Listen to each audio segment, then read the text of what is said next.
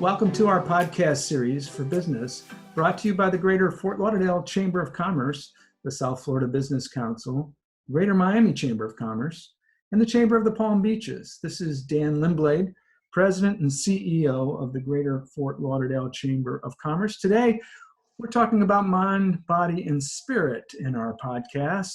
Today, joining us as our guests are Dr. Aldo Calvo from Broward Health, a board-certified family medicine physician in community health services, medical director, and managing patient care and quality. Welcome, Dr. Calvo. Thank you. It's a pleasure to be here today. We also have Dr. Beau Nelson with FHE Health. Dr. Nelson is the Director of Clinical Services and works in the Neurosciences Department at FHE. Welcome, Dr. Nelson. Thank you for having me. And rounding out our group, a good friend of the chamber is a longtime friend of mine, Father Ron Perkins. He served as workplace chaplain full-time since 2010 and a volunteer chaplain since his ordination as an Orthodox Catholic deacon in 2006. Welcome, Ron. So great to have you. Thanks, Dan. Glad to be here. So we're in the midst of perhaps, it is the only pandemic I've ever been in. And I've noticed that in one of the podcasts I did with Broward County Sheriff, I asked him about crime. And his comment was, overall crime is down, although domestic disturbance crime is on the rise.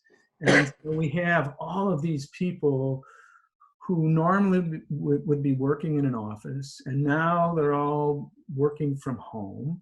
That creates tension, and some may or may not be working and may not be drawing a salary, so that creates more tension. The kids are out of school, that creates more tension. Let's start with you, Dr. Nelson.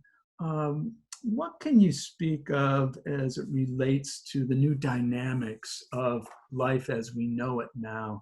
And what are your thoughts for individuals, our listeners today, on how they can overcome some of this anxiety or angst that they're experiencing? Well, thanks, Dan. Yeah, the anxiety is going to be normal. So being anxious or stressed is not something that we have to be afraid of. But I always try to tell people that your emotions are signposts. They tell you that something's going on. If you do nothing, the signpost gets louder and louder. And so for a lot of us, where we're used to kind of multitasking between several different things, and we kind of shut something off and go to something else, now we're not really able to do that. A big part of anxiety comes from we're not in control. We don't have our routines. There's a lot of uncertainty. You know, even now, people have kind of worked into a routine of being at home, no matter how chaotic or difficult it might be. And now there's the thought of, well, I got to go back out. So when someone had anxiety about staying at home for a month, now they have anxiety about going back out. So there's just a lot of different things that are going on for us. And really it comes down to self-care and being able to take a moment to be able to recognize what you're going through and what you can do in the moment. You can only control a small part of your life. And in this situation, for a lot of us, we start thinking about everything, our retirement account. Oh, what's going to happen with the restaurant down the street? Are my kids going to fall behind in school? There's so many different things that we really can't deal with right now. So I recommend just a couple of things that are important to people.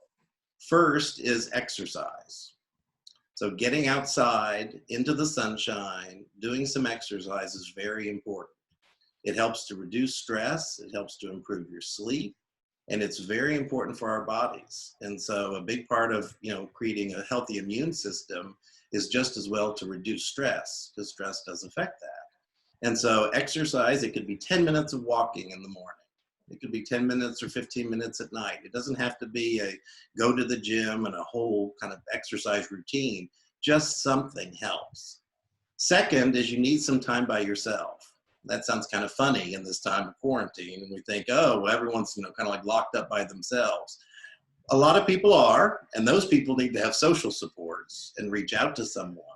Even a text message, a phone call, a FaceTime can really make a difference. Participating in a Zoom call You know, a lot of 12-step meetings are meeting through Zoom calls. A lot of support groups are available. Crisis lines are still going and are very busy right now. But for those folks who have a lot of activity going on around them, the kids, the pets, the spouse, everything like that, it's really important that you have some you time. And so you've got to be able to either set aside a little space in the house, or you need to go outside and take your walk for two reasons. You need to be real mindful about giving yourself some space for yourself. The other thing is sleep. Sleep is really important to how we deal with stress. And for a lot of people, they get onto a bad sleep cycle. All of a sudden, now we don't have to fight traffic and we don't have to go to the this and the that. And so we tend to fall into this kind of, it's like the college student mentality, you know, kind of, oh, I've got a test at the end of the week. Well, what do I do between now and then? The idea with sleep is really important, is that your body runs on a clock. And so for a lot of folks, they get into an unnatural sleep cycle when they have so much free time. So what they can do is, it's actually really helpful to go to sleep and to wake up at the same time each day. We're looking at 7 to 8 hours a day. That's not for sure for everybody. Sometimes when you're in more stress, you need a little more sleep, and that's okay. But the idea is, when you're checking in with yourself, you want to have those basics in place.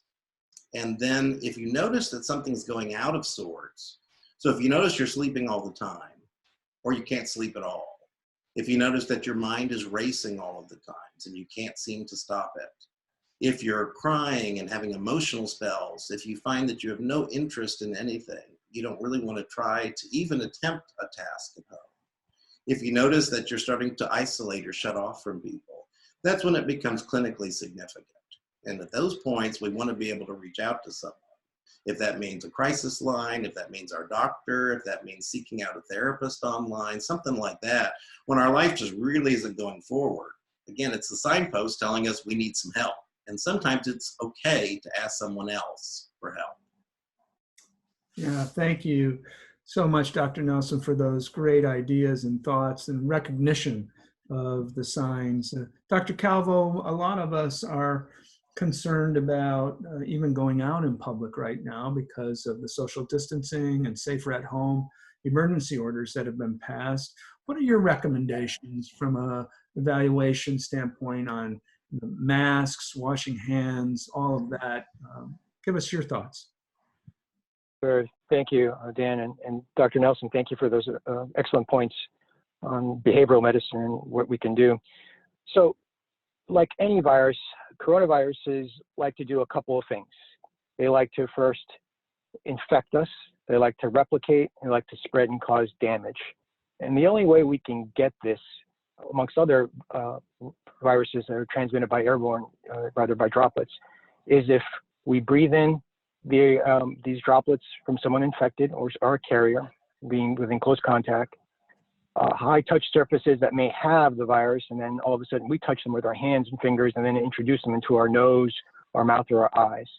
So the stay-at-home order that we continue to have in the state of Florida and throughout the United States, we need to be very mindful to continue to adhere to these guidelines. However, if you do have to go out to purchase food, if you have to go out, if you're one of those individuals like myself who have to go out to work at either an office or mobile test site like I am here today, here in Pompano, Florida, it's important to wear your face mask. It's important to respect social distancing with at least 6 feet, and understand, for many here on the phone, that this infection can spread from people who unfortunately do not have symptoms as well. So it's important to understand that, because most of us who may consider, if I'm away from sick people, that's probably the best way I can do with not getting this infection. But if we're at Publix or shopping for our procurements, if we are at work or in an elevator for that matter, we still have to be mindful of social distancing,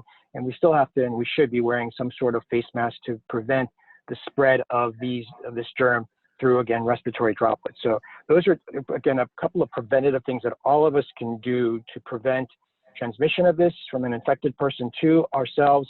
And if we are infected or we know someone, we need to reinforce those guidelines and make sure that those individuals are isolated so that they don't go into the community and they don't spread this infection, and that this continues to last longer than it should.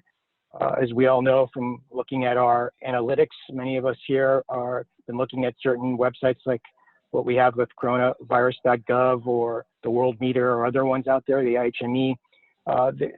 Sort of a plateau has reached in this country, and in particular here in Florida, we're starting to see reductions in emergency department visits and hospitalizations, ICUs, and even intubations.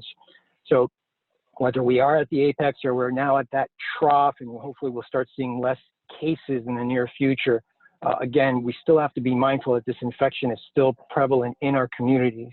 And we really need to, again, reinforce social distancing, making sure that we are wearing those face masks.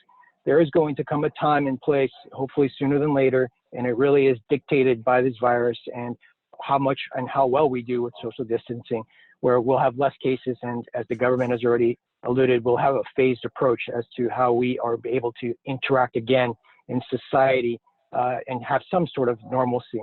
That probably normalcy, the way we all know the way it was before COVID-19, probably won't occur until we develop a vaccine. And that may be for some time, unfortunately, although the National Institutes of Health and about 40 other organizations and companies are really trying to get this out there as soon as possible. We actually have a couple of trials now on vaccinations. But in the interim, I really want to stress to everyone that continue doing your social distancing, continue washing your hands frequently, because that's really the only way we're going to, soap and water or hand sanitizer, that's the only way we're going to eliminate the virus if we do get it in our hands, of course. Don't touch your face, don't touch your eyes, your nose, specifically your mouth. That's how you inoculate yourselves. And again, even those high touch surfaces such as refrigerator doors, kitchen surfaces, bathroom surfaces, keyboards, remote controls, make sure that we are constantly trying to clean those surfaces with some sort of alcohol, liquid, Clorox, or soap and water. And again, maintaining that social distance. That's how we're going to, and that's how we have been able to reduce the incidence and new cases. That's how we are flattening the curve. It's all of us, right? We're all really adhering to these guidelines, and this is how we're going to come out better, hopefully in the near future. Thank you, Dr. Calvo. One of the things that we're beginning to work on, and just last week, the discussions that I've been having as a business leader have been kind of switching from, the CARES Act funding to unemployment compensation, and now to reopening our economy, and how that is going to happen. Mayor Trantalis in the city of Fort Lauderdale has created a task force. The President of the United States has sent out some guidelines throughout the country. Other states have talked about coming back and restarting the economy. How far off from a clinician standpoint, from a scientific standpoint, do you think we are from opening the South Florida economy again, in your estimation? Sure, that's really the million-dollar question that we all have. I think we have to see at least at a minimum a 2-week sustained reduction in new cases, 2 consecutive weeks of that. And again, I want to make sure that, with all the information that we have out there, then the sense that we are probably in a plateau stage, we're not really seeing a decrease as much as not seeing an increase. We actually have to see that curve bend. So I would say that, looking at a period of time, we'll probably have some ability to relax these guidelines. Probably most likely you'll start seeing them in the month of May to some capacity. Now, it won't look again like it was before the pandemic started. We're still going to have schools are going to be closed. We're still going to have to respect social distancing and make sure that we are within 6 feet away from each other. We still, and we should be wearing face masks at all times, because again, I want to preface that, many people who are asymptomatic and many people who have been infected are asymptomatic. Even having a close conversation with them within 6 feet of someone you assume doesn't have this, you can inhale those respiratory droplets. And that's why some sort of barrier is probably the best way of looking at this. And I really feel that once we do open up the economy a little bit, whether it's restaurants, whether it's, for example, in a restaurant setting, don't be surprised if you see waiters wearing face masks. Don't be surprised if you're going to see less seating in your favorite restaurant where there's probably about 100 people packed. It may actually be a fourth of that or a third of that, and reduced hours. the most vulnerable patients, those that are 65 years of age or older, those who with chronic conditions, those who are immunosuppressed, those individuals will probably have to continue to stay at shelter for the time being until we see even a more dramatic decrease in cases.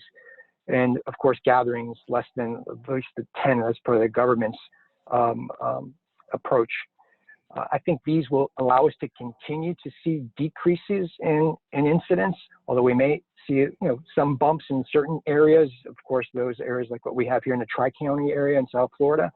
But by and large, I think that is an important approach because, as Dr. Nelson said, we have been challenged in staying at home and being in this unprecedented time, and that can lead to a lot of other medical problems as well. And hopefully we'll have some time to talk about technology and how that can help our patients receive better care. Yes, I can tell you that my mother, who lives at John Knox Village up in Pompano, she's in their Gardens West assisted living facility. I haven't seen her since the middle of March because they basically isolated her facility because of the obvious reasons of spread and what we saw in a couple of facilities throughout South Florida. But we haven't been able to go to church either. So we've really had a tough time in our spiritual life.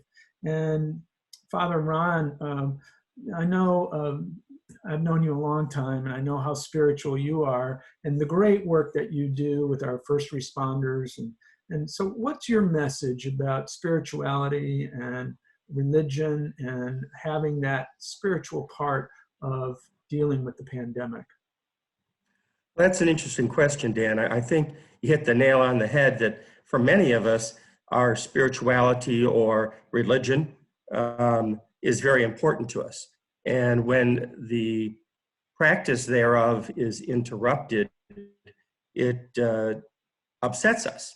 And very similar to the physician and the psychologist talking about disruption of either the mind or the body, we see a similar disruption of the spiritual part of the body. And remember that the body really has three different components, that being the physicality, the emotional state, and the spiritual state. So I think one of the things we have to recognize is that we should expect a disruption of the spiritual state. We should expect the questions to pop in to our minds, like, why did God let this happen? Or worse yet, why did God make this happen? Questioning justice and meaning, feeling far from previously held beliefs, starting to question, if you will, if you have specific faith tradition beliefs, starting to question some of those, and feeling a need to be cleansed. And that can be a physical cleansing, as Dr. Calvo has mentioned, and we hopefully are all doing that several times a day. But it's also a feeling for needing a spiritual cleansing, if you will, very often. And so I think when we face all of the spiritual disruptions in our life, it's very similar to facing the psychological or the physical disruptions with a disaster or pandemic. And that is to, number one, recognize them, call it what it is, not feel bad about having those feelings or those questions, but to think about it, to seriously, when you're out taking those walks or soaking up the sun, spend some time with your higher being as you understand that entity. If you're religious and have a specific faith tradition, you might pray. If you are a more spiritual being and have a less organized approach to spirituality, perhaps meditation, simple contemplation and quiet time. I think Dr. Nelson hit the nail on the head that although we are all going through isolation, if you will, we still need truly isolated time between us and our spiritual side to look at where we're at and to consider what we want to do next with our spirituality.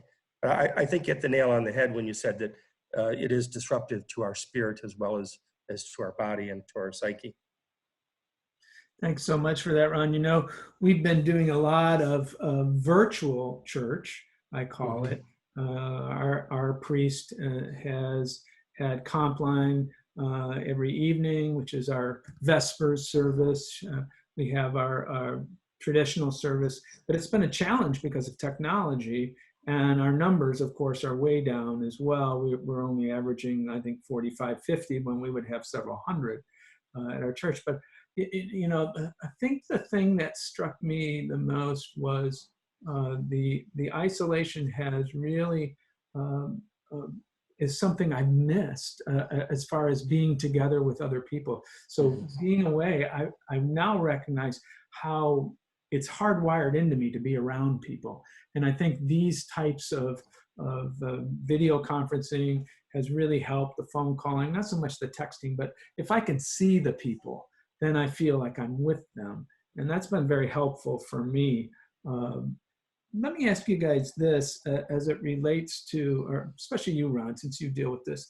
I mean, I get these pictures that they've been throwing up on news of these frontline folks in the healthcare industry, frontline folks in the law enforcement industry, and our first responders that look like they are just in a war. And how are they able to deal with this? I mean, what do we expect? How can we expect any human to go through this? Well, that's a good question. The stress and strain on all parts of the human body, whether it be the physical issues, the emotional, mental health issues, or the spiritual issues that our first responders face on a normal day, is already extreme, much more extreme. A person who is not a first responder might have two life-altering events, life and death related events in their entire lifetime, a loss of a parent, loss of a sibling, that kind of a thing. Firefighters, paramedics, law enforcement officers oftentimes have 4 or 5 events like that a shift on a normal day. And when you now throw on top of that a life or death disease that's out there that they can pick up simply by having contact within 6 feet of someone unprotected, just adds an entire layer. Then they go home to their families at the end of their shift, whether it's 8, 12, or 24 hours, and bring whatever is on them home. And so it definitely ratchets up the stress and strain on them. And it is a battle out there for them every day. I mean, we put on a mask, we go to a meeting, or we go out to the grocery store. They put on a hazmat suit, a face mask, gloves, self-contained breathing apparatus in some cases, a day during a normal watch, a normal shift. And so that, again, just adds a whole nother layer of burden and worry on them. So they're in a battle. They're in a battle that's much more so than normal, and they're doing an incredible job. I talk with firefighters and law enforcement officers several times every day.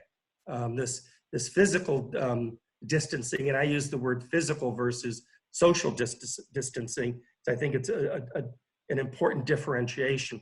I can't be out in the field like I normally am with our firefighters and police officers in the fire stations, riding in the police cars, on crime scenes and disaster scenes and so forth.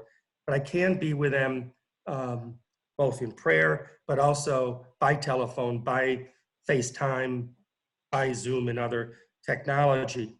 And it to me is amazing how they're holding up. But it's a tough job out there. And we really need to give them a lot of kudos and a lot of respect and thanks for what they do. And on the hospital and primary care medical front, it's equally as difficult. And on the emotional care front, so many of our therapists and so forth, I know my therapist has converted totally to a telemedicine approach. So when I need to talk to her now, instead of going to see her in an office, which in many ways is very convenient, frankly, we dial up and we just talk on the telephone, on FaceTime or something. And so I really highly encourage that we maintain the social contact so we don't take social distancing to the extreme. The physical distancing I understand from a pathological perspective, but let's be sure that from a social standpoint, we are keeping in touch with everyone. Ron, just to piggyback on that, I think, again, it's almost hard to imagine what people are facing on a day-to-day basis who are on the front lines, our first responders.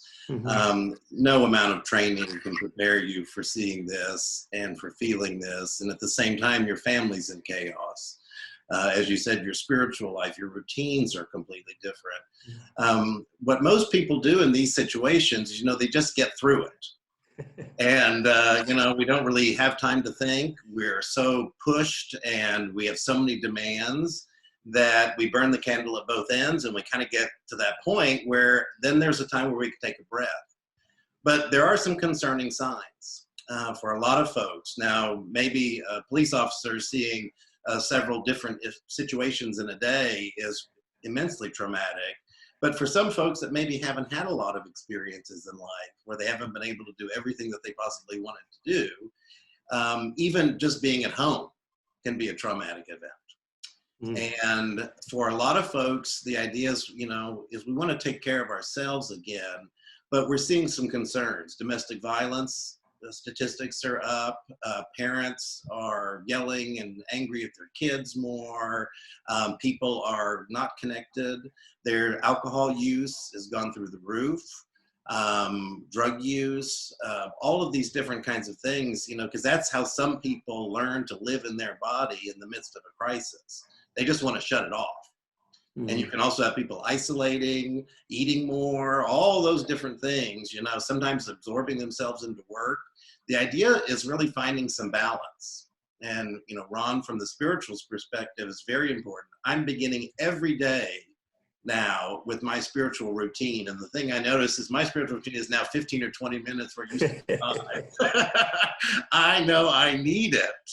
And I'm really taking that time, and whether it's mindfulness or meditation or prayer or just being out in nature, whatever it is.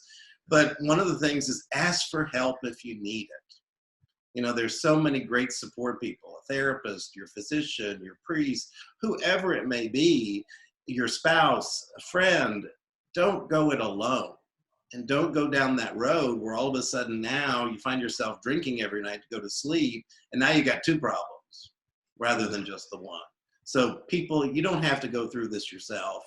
Ask for help when you need it. It's out there. We're all going through it. The one good thing about this situation is, as I often tell people, it's really bad when your business is doing bad and everybody else is doing great. When everybody's doing bad, people tend to react a lot more to you, and there's more government money and there's more different solutions. And the same thing emotionally. If you're in a bad space, we're all going through this. Don't try to do it alone. Yeah, so goes the saying, misery loves company. Exactly. So, and Dr. Calvo, I want to give you the last word here before we close out. Any closing thoughts that you might have for our listeners? Yeah, you know, for the same reasons we just heard with regard to trying to better your health during this pandemic, you know, for the mental health reasons, the unfortunate habits of poor eating during this time, lack of exercise, refill of medications, or just a simple, you know, communication with your physician or nurse practitioner. I really encourage everyone to look at their regular source of healthcare, and hopefully you have one, to look at telemedicine. And telemedicine can come in a couple of different varieties. It could be such as a telephonic visit, where you can just pick up the phone and speak with your regular health source of healthcare and do those things that you need, you know, during these types of crises, particularly with our most vulnerable patients. You know, just making sure that you get those medications that, you know, keep your health well, you know, the maintenance meds, whether they're for your blood pressure, for your congestive heart failure, for your diabetes, your behavioral meds. It's so important to continue these medications during this time, probably more important than ever. And not having that ability to go to your physician's or nurse practitioner's office can be, again, somewhat very anxious, and without taking these medications, most likely end up in the hospital for an acute episode. If you don't take your medications for cholesterol or for blood pressure, you can end up with a heart attack or a stroke. If you don't take your medications for your psychiatric condition, you may end up in the psychiatric emergency department, unfortunately. Things that are really unnecessary, particularly if you're well controlled. So you could do it telephonically, or you can do it by video visit. A little bit more challenging for those who don't have that technology, but this certainly can improve access to your regular source of healthcare to make sure that you're able to have a person who you can speak with on any given basis to say, this is how I feel today. I'm not feeling good. I really need your help. Can you help me with this? Can you tell me what my labs were? I'm very concerned before all this happened. I wasn't sure what my diabetes was. I'm not really eating very well. Can you give me some tips as to what I can do during this time?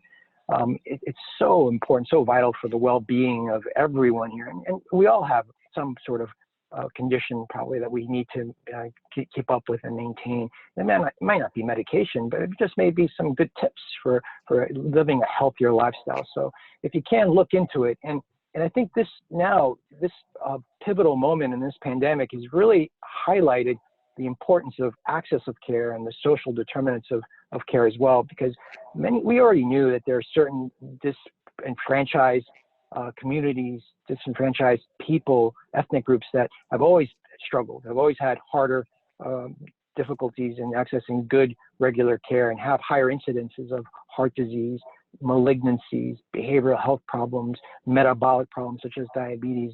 Maybe their incidence is a little bit higher and they're not as controlled.